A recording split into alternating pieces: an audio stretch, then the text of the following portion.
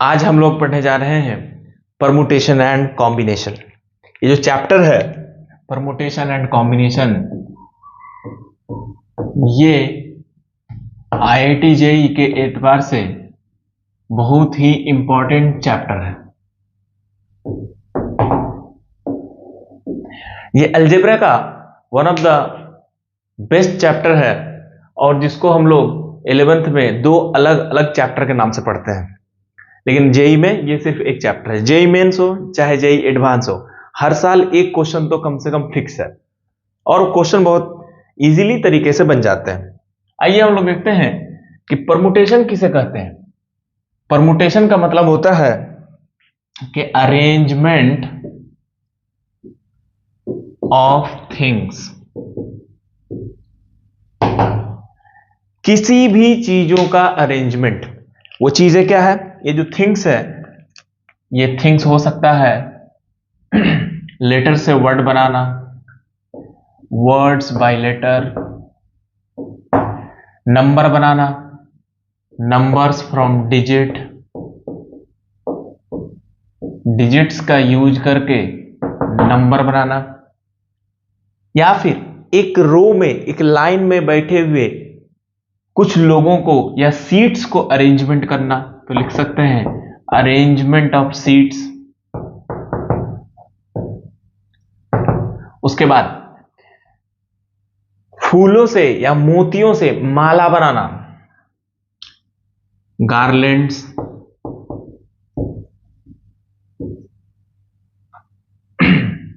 या फिर नेकलेस। बहुत सारे अलग अलग इसमें क्वेश्चन बन सकते हैं, लेकिन कुछ भी हम लोग चीजों को अरेंज करें, उसको किस तरीके से अरेंज कर सकते हैं, यही हमारा कहलाता है परमुटेशन। और कॉम्बिनेशन किसे कहते हैं? Combination selection of something out of something, इसी को कहते हैं कॉम्बिनेशन। कुछ चीजों को सिलेक्ट करना है, इसका मतलब सिलेक्ट करके हमको एक ग्रुप बनाना है, या तो एक गुच्छा बनाना है। ये हम लोगों के पास इस टाइप का इसमें ग्रुप बनाना है। आपको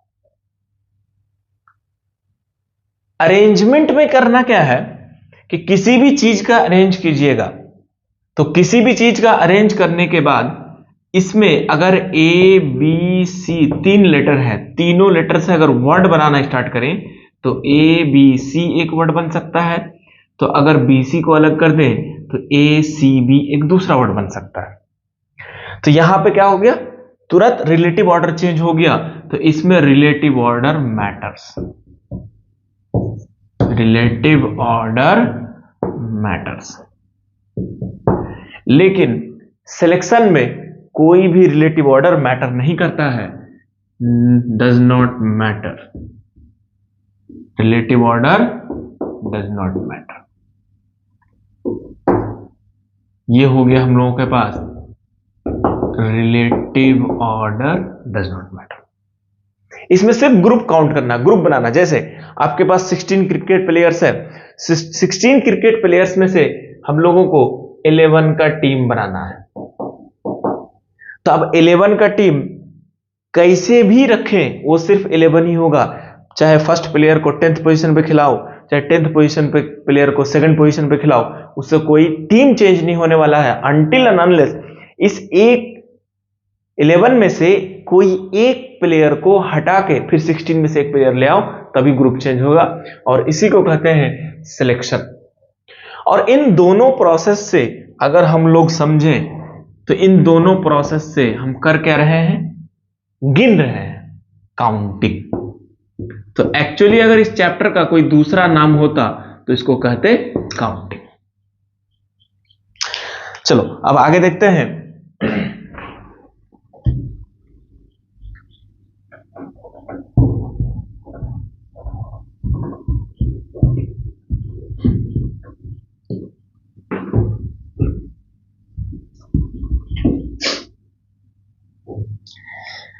काउंटिंग का फंडामेंटल जो प्रिंसिपल है, fundamental principle of counting, fundamental principle of counting. इसके दो प्रिंसिपल है। पहला प्रिंसिपल है addition principle, addition principle. Addition principle ये कहता है if to complete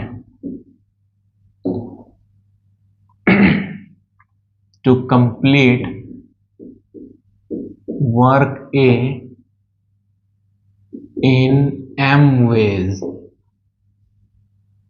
and work B in n ways and a work is complete if work A or work B is complete, then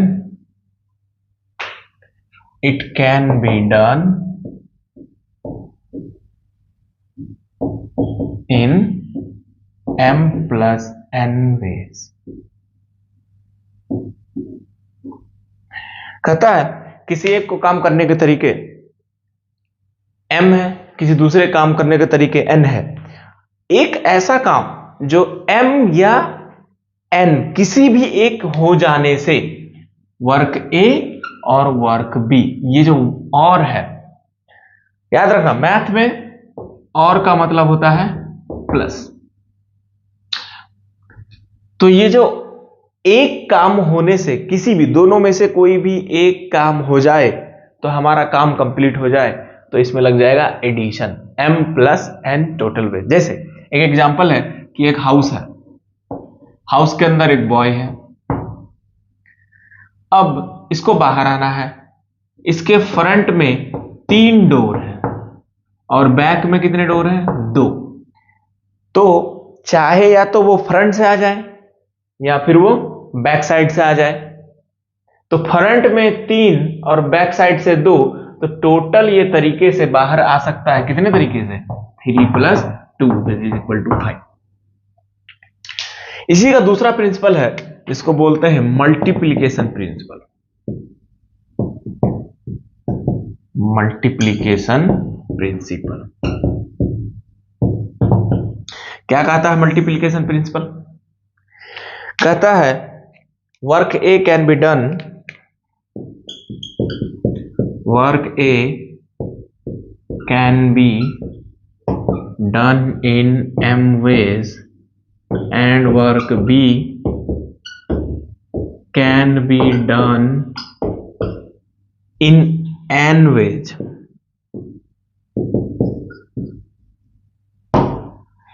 Then a work can be done if after completion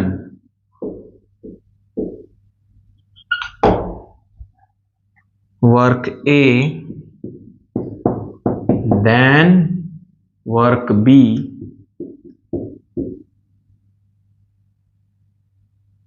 in m into n ways। कहता है कोई एक काम करने का तरीका m है और दूसरे को काम करने का तरीका वर्क B n है। तो कोई एक ऐसा काम जो एक काम कंप्लीट होने के बाद, आफ्टर कंप्लीशन, ये बहुत इंपॉर्टेंट है, मतलब एक काम कंप्लीट हो गया उसके बाद दूसरा काम कंप्लीट हुआ और तब हमारा काम हो, तो उसको बोलते हैं can be done in m into n ways। इसको दूसरी भाषा में से समझिए, बहुत ही इंपॉर्टेंट है कि हमारा काम तब तक कंप्लीट नहीं हुआ जब तक दोनों काम कंप्लीट नहीं हुआ, या फिर हमारा काम जो हो रहा है उसका प्रोसेस ये है कि पहले एक काम हो रहा है फिर दूसरा काम हो रहा है, इसका मतलब पहला काम होने के बाद काम अधूरा है, अभी काम कंप्लीट नहीं है। जैसे एग्जांपल है कि सिटी ए से सिटी बी जाने का 3 रास्ते अपने पास, सिटी बी से सिटी सी जाने का 2 रास्ते हैं। तो हाउ मेनी वेज, क्वेश्चन है how many ways from A to C, A से सी कितने तरीके से जा सकते हैं। तो पहले वो ए से बी जाएगा कितने तरीके, 3, फिर बी से सी जाएगा कितने तरीके, 2, तो 3 into 2 6। अब दूसरा क्वेश्चन है कि ए से सी जाए और फिर वापस ए आ जाए। तो ए से सी जाने के लिए तो जाना कैसे पड़ेगा, ए से बी जाने का 3 रास्ते, फिर बी से सी जाने का 2 रास्ते, फिर सी से बी आएगा वापस, फिर 2, फिर बी से ए, फिर 3, दैट इज इक्वल टू 36। इसका तीसरा क्वेश्चन है कि कोई एक आदमी अगर ए से सी जाए और सी से ए वापस आए विदाउट चूजिंग सेम पाथ, तो ए से बी जाने का तरीका अपने पास है 3, ए से बी जाने का हो गया 3, बी से सी जाने का 2। अब वो सी से बी जब आएगा तो जिस रास्ते से गया है वो रास्ता नहीं जा सकता, इसका मतलब एक हट गया, कोई ना कोई एक तो गया था, तभी बचे कितने, 1, 2 में से 1। फिर बी से ए जाएगा, टोटल 3 रास्ते हैं, तो किसी ना किसी एक से गया तो बचे कितने, 2, दैट इज आवर आंसर। चौथा क्वेश्चन है कि ए से सी जाए, सी से ए आए बाय सेम वे, तो ए से सी जाने का 3 वेज इंटू 2। अब देखो सी से बी आने का अपने पास उसको उसी रास्ते से आना है जिस रास्ते से वो गया है, तो एक ही रास्ता है, और फिर से बी से ए आने का एक ही रास्ता है जिस रास्ते से वो गया है, तो दैट इज आवर टोटल। ये हो गया हम लोगों के पास 2 फंडामेंटल प्रिंसिपल, एडिशन प्रिंसिपल और मल्टीप्लिकेशन प्रिंसिपल। अब आओ हम लोग क्वेश्चन देखते हैं कि क्वेश्चन क्या कहता है, क्वेश्चन इसके किस रूप में बनते हैं। क्वेश्चन को स्टार्ट करते हैं।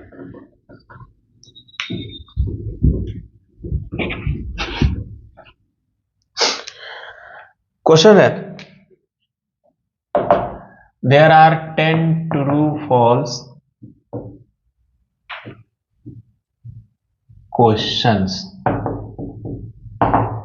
10 ट्रू फॉल्स क्वेश्चन है। पहला क्वेश्चन है how many ways it can be answered, कितने तरीके से इसको आंसर कर सकते हैं। तो पहला क्वेश्चन उठाओ, पहला क्वेश्चन का जवाब देने का तरीका या तो ट्रू होगा या तो फॉल्स होगा, तो 2 तरीके, फिर दूसरा क्वेश्चन को फिर 2 तरीके, फिर तीसरा क्वेश्चन को फिर 2 तरीके, कितने टाइम, 10 टाइम्स। तो ये बन गया 2 का पावर 10। दूसरा क्वेश्चन इसमें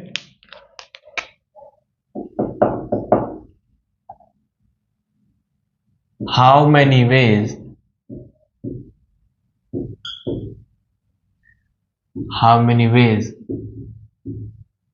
can be answered all correct, सबके सब सही होने चाहिए। कितने तरीके से इसको बता सकते हैं सबके सब सही होने चाहिए। तो आओ देखो, पहला क्वेश्चन का सही होने का तरीका ट्रू ओनली 1, दूसरा का true only 1 1 1 1 10 times 1 is equal to. एक और क्वेश्चन लेते हैं। क्वेश्चन है कि आपके पास 5 5 मल्टीपल चॉइस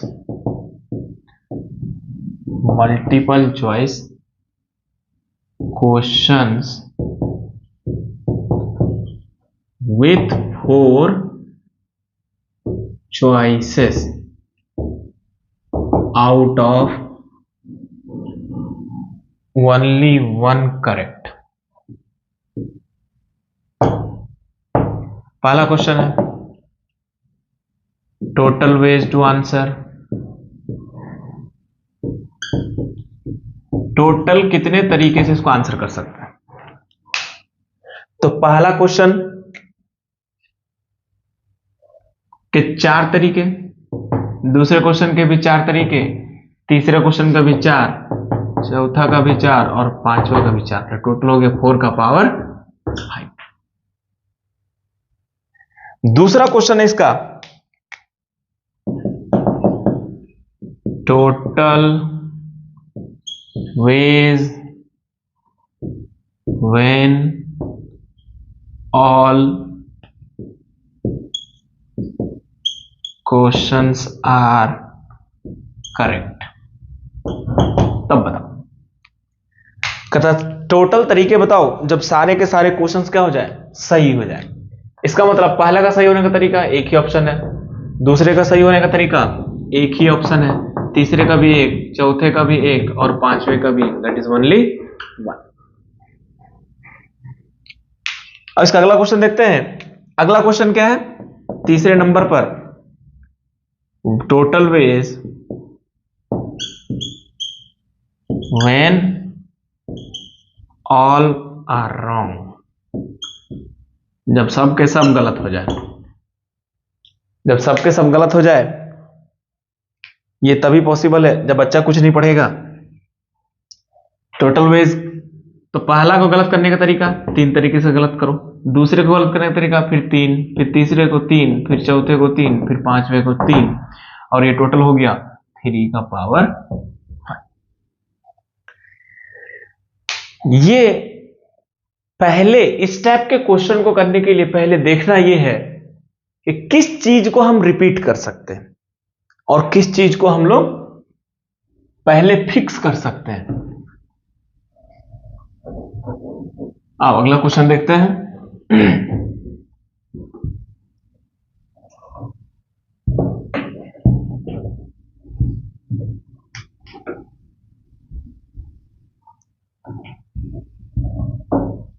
अगला क्वेश्चन है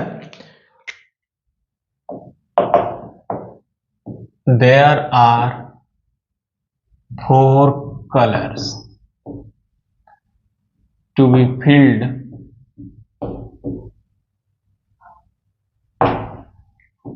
in 5 strips to make a flag।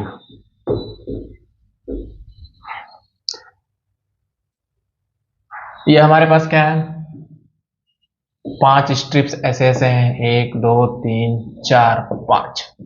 आपको क्या करना है, इसमें 5 स्ट्रिप्स में कलर भरने हैं और झंडा बनाना है। झंडे बनाने के लिए कितने कलर ऑप्शन है अवेलेबल है, 4 कलर है।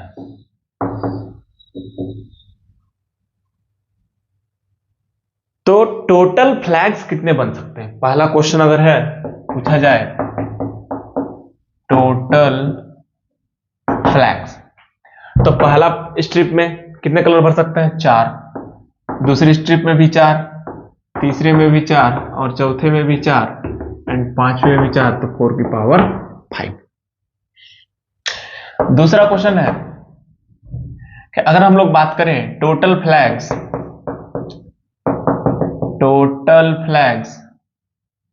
When no 2 consecutive color same. अब बताओ कि जब कोई भी 2 लगातार कलर सेम नहीं है तब कितने झंडे बना सकते हैं। देखो कितने झंडे बना सकते हैं, पहले पे फिल करने का तरीका 4, चारों कलर में से कोई भी कलर रख दो। अब जैसे ही रख दिया तो अगला जो कलर हम स्ट्रिप में रखेंगे जो कलर पिछले में रख दिए हैं उसको नहीं रख सकते, तो 4 था, 1 हटा दो 3, दूसरे में 3, 2 हो गया। अब तीसरे की बारी आई। तीसरे में देखो फिर से आपके पास कितने ऑप्शन अवेलेबल है, 4 ऑप्शन अवेलेबल है।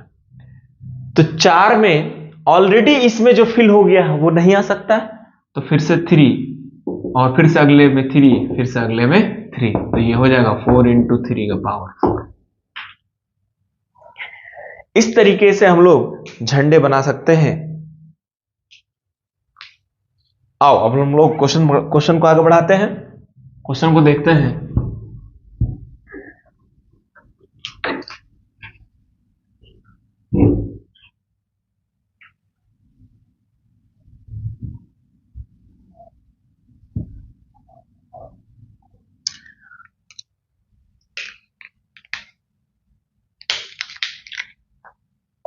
क्वेश्चन को देखते हैं। वर्ड है गणेशपुरी, GANESHPURI।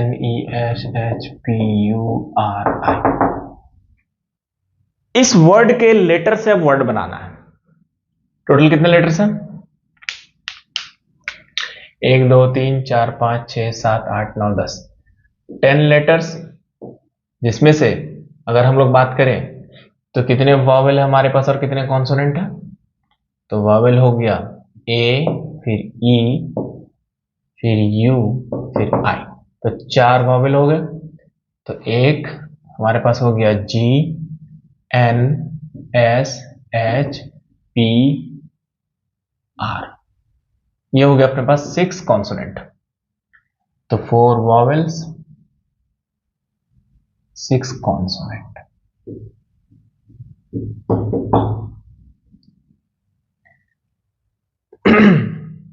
अब हम लोग देखते हैं कि सबसे पहले कहा जाए तो इन सारे लेटर्स का यूज करके टोटल वर्ड्स कितने बना सकते हैं। इसके लिए देखते हैं result 1, arrangement of n different things in n place is n factorial। n place पर n चीजों को, डिफरेंट चीजों को अरेंज करने का तरीका n फैक्टोरियल।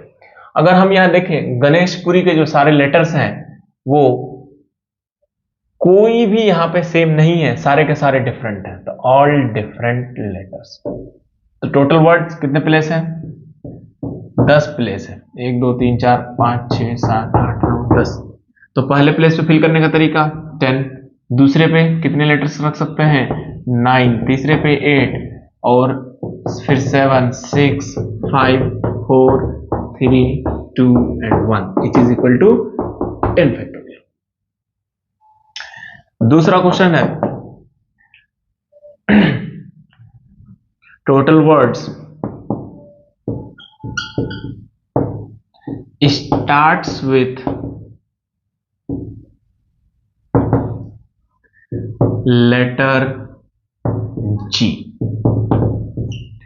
G से स्टार्ट होने वाले कितने लेटर हैं, इसका मतलब हम लोगों के पास टोटल 10 प्लेसेस में G पहले प्लेस पर फिक्स हो गया।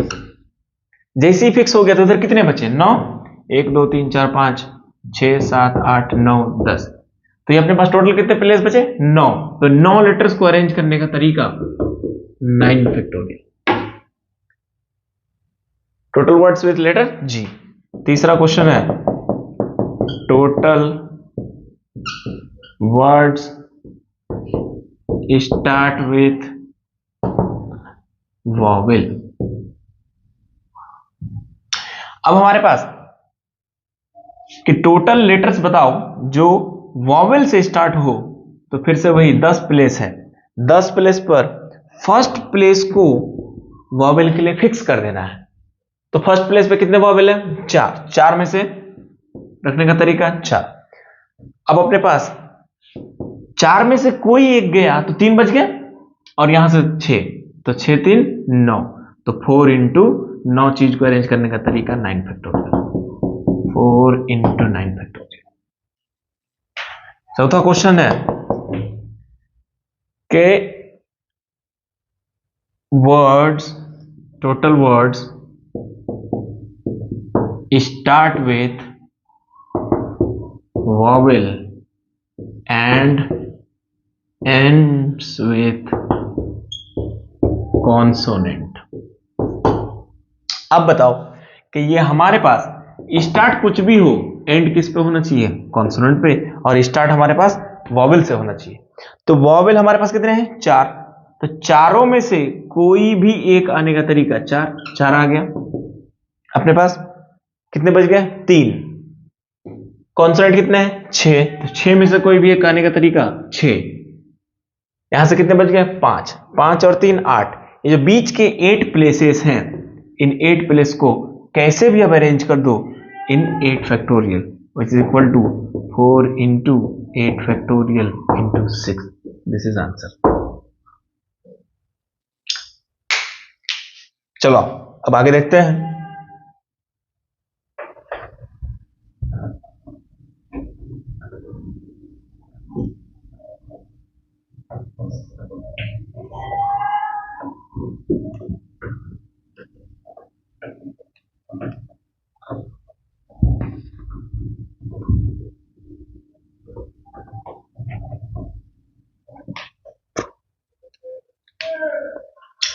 पांचवा क्वेश्चन है वर्ड्स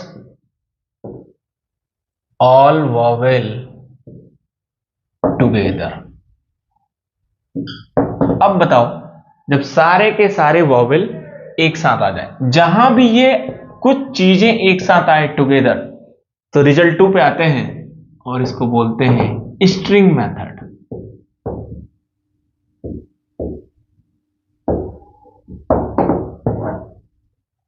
मैं तो इसे डब्बा मेथड बोलता हूं कि जो चीज साथ में रहे उसको क्या करो? डब्बे में पैक करो। मान लेते हैं n चीजें हैं, n में से r चीजें टुगेदर है, तब क्या करो? इस r को इस डब्बे में बंद कर दो। तो बाहर कितने बच गए अब? n minus r। अब सोचना यह है कि n माइनस r तो टोटल चीजें बाहर बची, लेकिन जो डब्बा रहा, ये डब्बा भी तो एक है। तो टोटल अभी न्यू थिंग्स कितने बन गए? n माइनस r प्लस 1, और इसको अरेंज करने का तरीका फैक्टोरियल लगा दो। लेकिन ये डब्बे के अंदर जो बैठे हैं, ये डब्बे के अंदर भी वो आपस में अरेंज हो सकते हैं, और अरेंज करने का तरीका r फैक्टोरियल। इसको कहते हैं स्ट्रिंग मेथड। एकदम सीधा डब्बा मेथड। अब जो साथ में है उसको डब्बा में पुट कर दो। Words all vowel together. कितने वॉवेल हैं? 4 वॉवेल। 4 वॉवेल और 6 कॉन्सोनेंट। तो ये चारों को क्या मान लो? एक डब्बा मान लो। तो टोटल कितने बन गए? 6 प्लस 1 7। 7 को अरेंज करने का तरीका 7 फैक्टोरियल। लेकिन ये 4 भी आपस में अरेंज हो सकते हैं। कितने फैक्टोरियल से? 4 फैक्टोरियल। यहां क्लियर हो गया? चलो अब अगला क्वेश्चन देखो। अगला क्वेश्चन है कि वर्ड्स ऑल कॉन्सोनेंट टुगेदर। जब सब के सब कॉन्सोनेंट साथ हो जाए, तो पहले वॉवेल था साथ, तो फिर से वही 4 वॉवेल 6 कॉन्सोनेंट। तो सबको क्या करो? 6 के 6 को डब्बा मान लो। तो 4 प्लस 1 5। 5 को अरेंज करने का तरीका 5 फैक्टोरियल। लेकिन 6 भी तो आपस में अरेंज हो सकता है डब्बे के अंदर, that is equal to 6 factorial. Total answer. आओ इसी में अगला क्वेश्चन देखते हैं।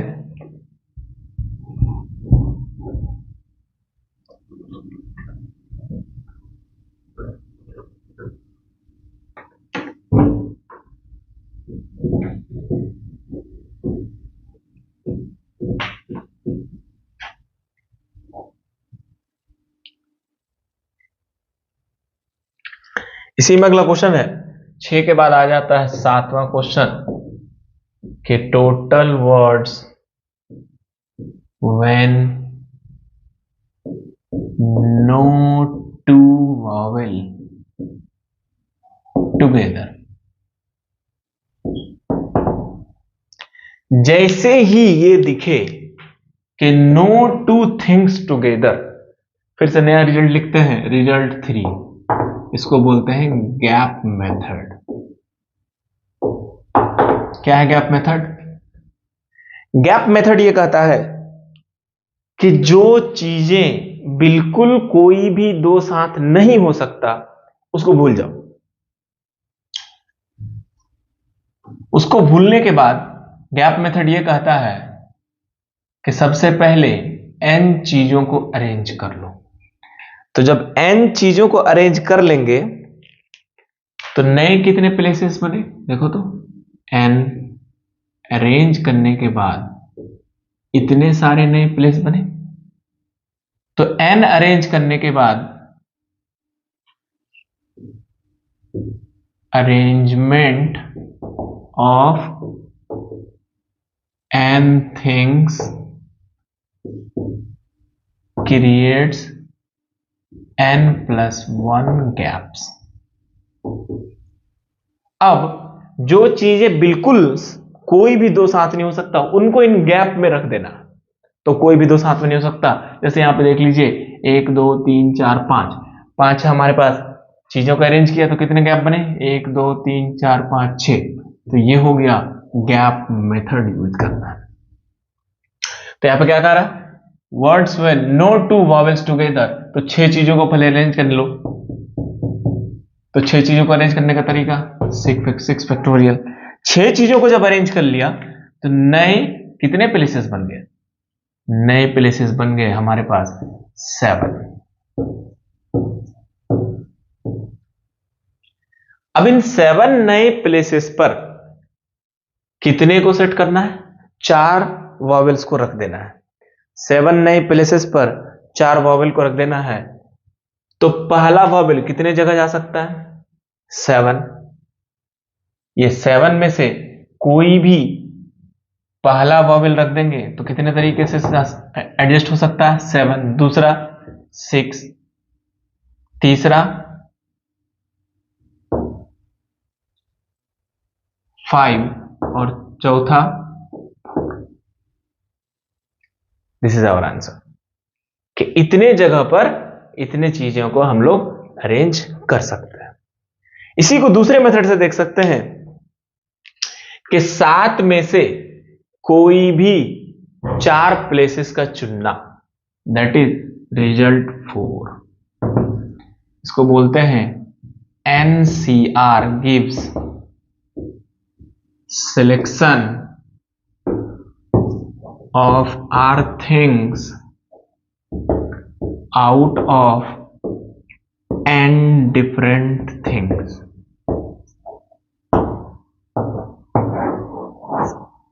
इसको कैसे समझना है? आओ देखो इसको कैसे समझते हैं। इसी गैप मेथड में कि सबसे पहले 6 चीजों को अरेंज कर दिया 6 फैक्टोरियल से। अब नए प्लेस कितने बने? 7।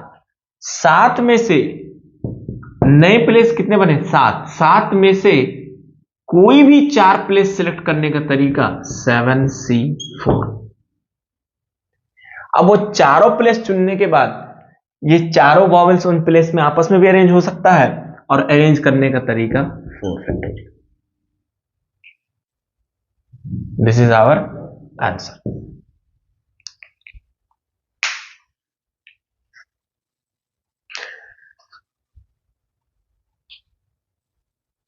अब आओ देखते हैं अगला क्वेश्चन,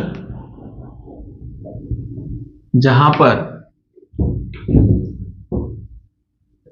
क्वेश्चन है कि words, question number 8, words when letter GN always together. फिर से वही बात, टुगेदर 3 लेटर साथ में रहेगा। तीनों को डब्बा बनाओ, डब्बा बंद कर दो। तो तीनों को डब्बा बनाया, 10 लेटर्स थे जिसमें से 3 साथ में रहेगा, तो उसको डब्बा बनाया, 1 मान लिया, कितने बचा 7, 7 और 1 मिलके टोटल कितने हो गए 8। 8 को अरेंज करने का तरीका 8 फैक्टोरियल, लेकिन ये 3 भी तो आपस में अरेंज हो सकता है इन 3 फैक्टोरियल। अगला क्वेश्चन है question number 9, when GAN always separated, जब हमेशा हमेशा GAN सेपरेट होना चाहिए, तो इसके अलावा, इसी को गैप मेथड बोलते हैं, इसके अलावा कितने बचे, 10 में से 3 चले गए, 7, 7 को अरेंज करने का तरीका 7 फैक्टोरियल। 7 अरेंज होने के बाद नए प्लेसेस कितने बने 8, 8 में से कोई भी 3 चुनने का तरीका 8C3 और उसको अरेंज करने का तरीका 3 फैक्टोरियल। उन नए गैप्स में से GAN को सिलेक्ट करके आपस में कहीं भी रख दो, तो यह GAN कभी भी आपस में नहीं मिल सकता, इसी को बोलते हैं ऑलवेज सेपरेटेड। अब अगला क्वेश्चन देखते हैं। अगला क्वेश्चन है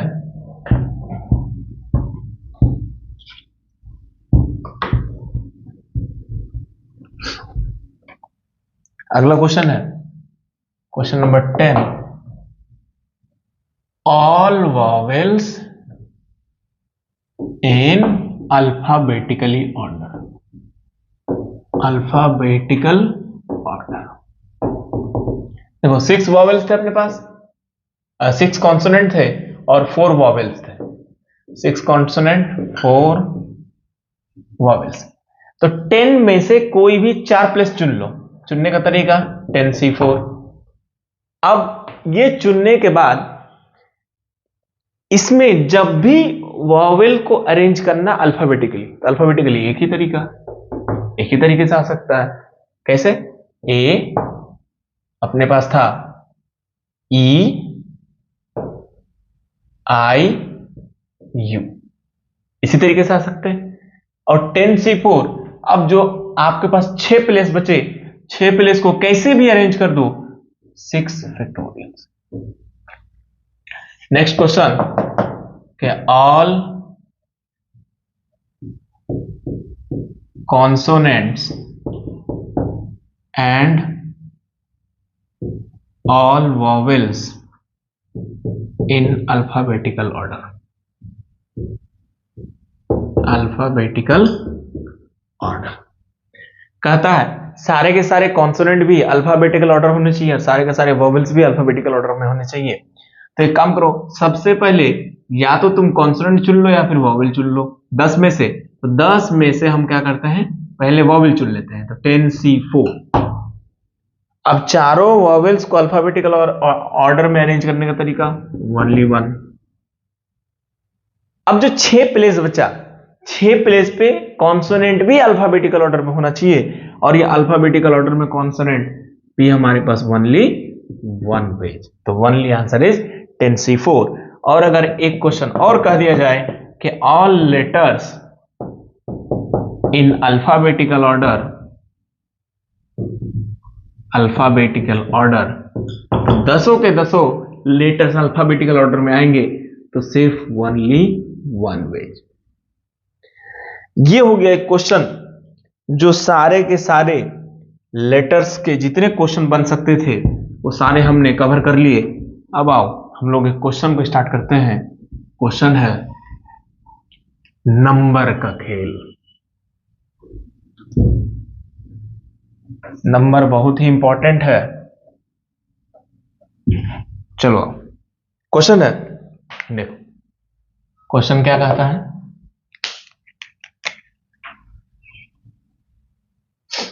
by using digits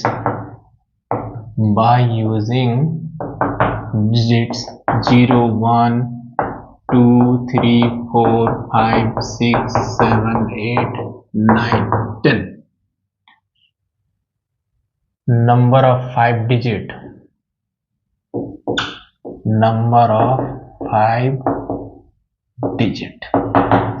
कितने बनाना है डिजिट का 5 डिजिट। तो यहां से होता है कि विथ रिपीटेशन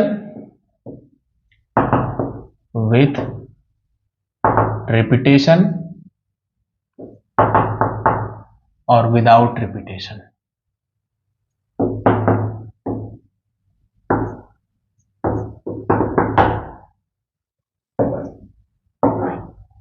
तो सबसे पहला क्वेश्चन है कि विथ रिपीटेशन या विदाउट रिपीटेशन में टोटल नंबर्स, 5 डिजिट के टोटल नंबर्स कितने बन सकते हैं?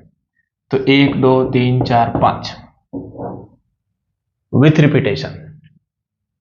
तो फर्स्ट प्लेस पे फिल करने का तरीका, टोटल हमारे पास नंबर्स कितने हैं?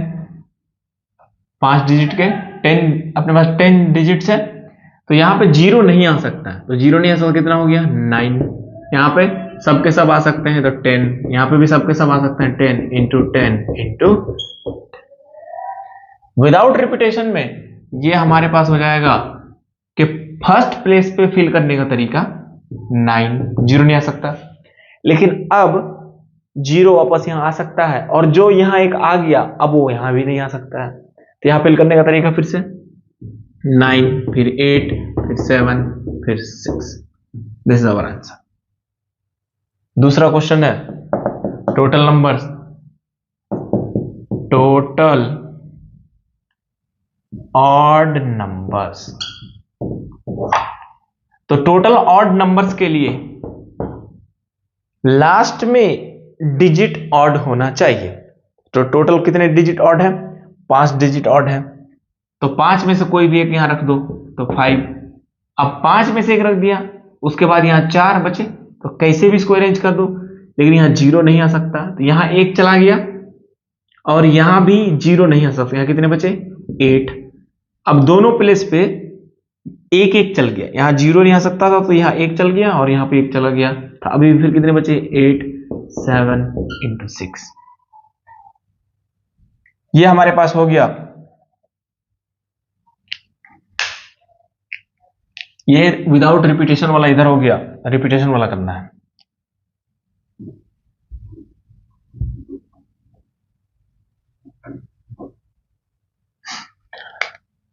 आओ दूसरा क्वेश्चन देखो।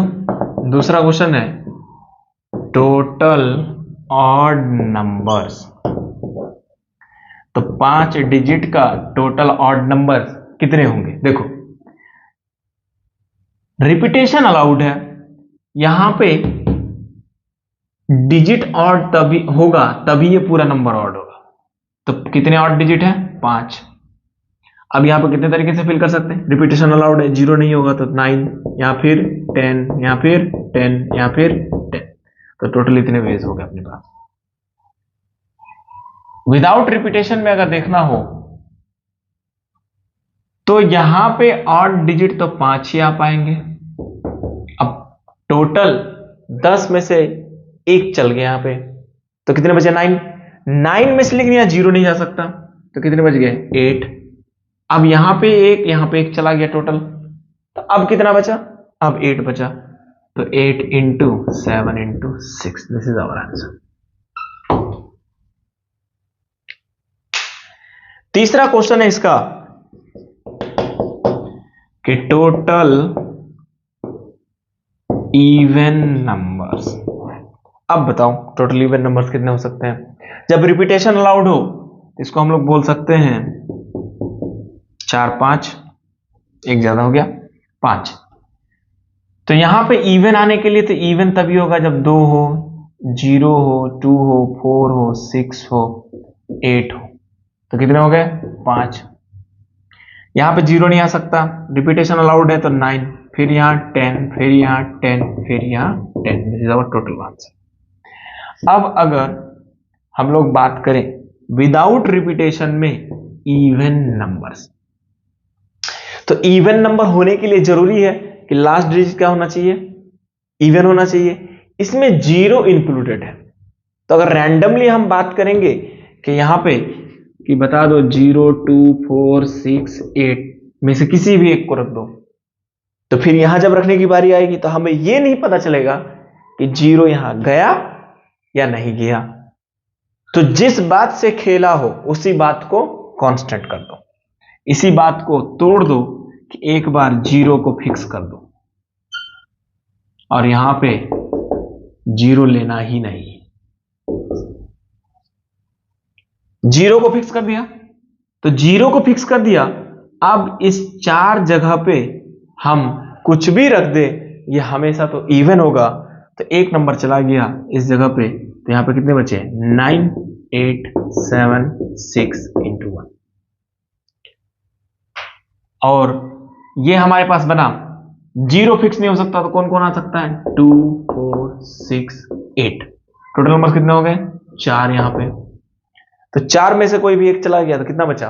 3। अब यहां पे जीरो नहीं आ सकता, यहां पे एक चला गया, तो कितना बच गया? 8। अब टोटल यहां पे एक और यहां पे एक, दो चले गए 10 में से, अभी कितना बचा? 8।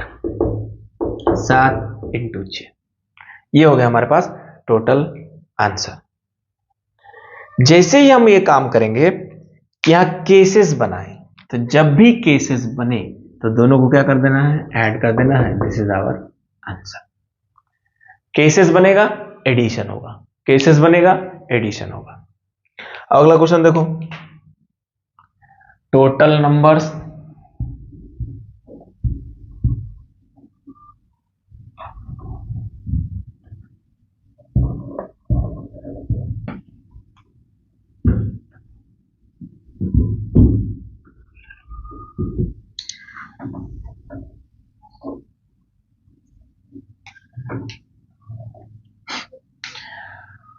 अगला क्वेश्चन है टोटल पैलिंड्रोम नंबर्स। ये पैलिंड्रोम नंबर्स का क्या मतलब होता है? पैलिंड्रोम का मतलब होता है same from beginning and and.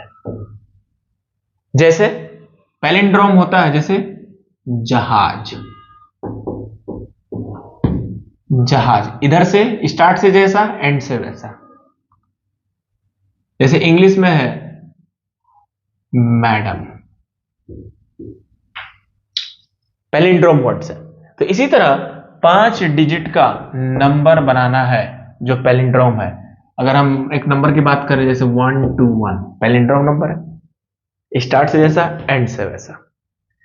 इसका मतलब इनडायरेक्टली ये बोल रहा है कि रिपीटेशन तो करना ही पड़ेगा। क्यों? कि यहां पे कोई भी मान लो आ गया, तो यहां पे जो आया यहां पे भी वही होना चाहिए, यहां पे जो लेटर डिजिट आया यहां पे भी वही डिजिट होना चाहिए, और यहां पे कुछ भी रखो कोई दिक्कत नहीं है। तो यहां 10 में से किसी भी एक को रखने का तरीका 10। जैसे ही 10 हुआ, अगला अपने पास आया कि फिर यहां 10 में से किसी भी एक को रखने का तरीका 10, और फिर से 10 में से यहां कोई भी एक रखने का तरीका 10। अब यहां पे जो यहां है ऑलरेडी वो यहां आएगा, और जो यहां है यहां आएगा, तो 1 into 1, total 10 to the power 3। Answer ये हो गया पैलिंड्रोम नंबर्स। अब आओ हम लोग देखते हैं अगला क्वेश्चन, क्वेश्चन नंबर 5 के 5 digit numbers so that digits are in decreasing order। 5 digit का नंबर बनाऊं जिसमें सारे के सारे डिजिट्स जो होने चाहिए वो डिक्रीजिंग, मतलब सबसे बड़ा ये, उससे छोटा ये, उससे छोटा ये, उससे छोटा ये। तो 10 में से कोई भी एक क्या बोलते हैं 5 नंबर सिलेक्ट कर लो। तो सिलेक्ट करने का तरीका 10 से 5। अब उनको डिक्रीजिंग ऑर्डर में सेट करोगे, चाहे 0 आए या ना आए, हमेशा बड़ा कहां आएगा? यहां पे आएगा। इसका मतलब ऑटोमेटिकली छोटा आगे चलता चला जाएगा, और इसको अरेंज करने का तरीका ओनली 1 वे। इसी का दूसरा क्वेश्चन अगर कहते कि बताओ नंबर्स 5 डिजिट का so that digits in increasing order, increasing order में होना चाहिए। तो इंक्रीजिंग ऑर्डर में सेट करने के लिए सारे के सारे नंबर्स को देखो कैसे करेंगे, 1 2 3 4 5। तो ये हो गया अपने पास। इंक्रीजिंग ऑर्डर का मतलब क्या है, सबसे छोटा ये होगा तो सबसे बड़ा ये होगा।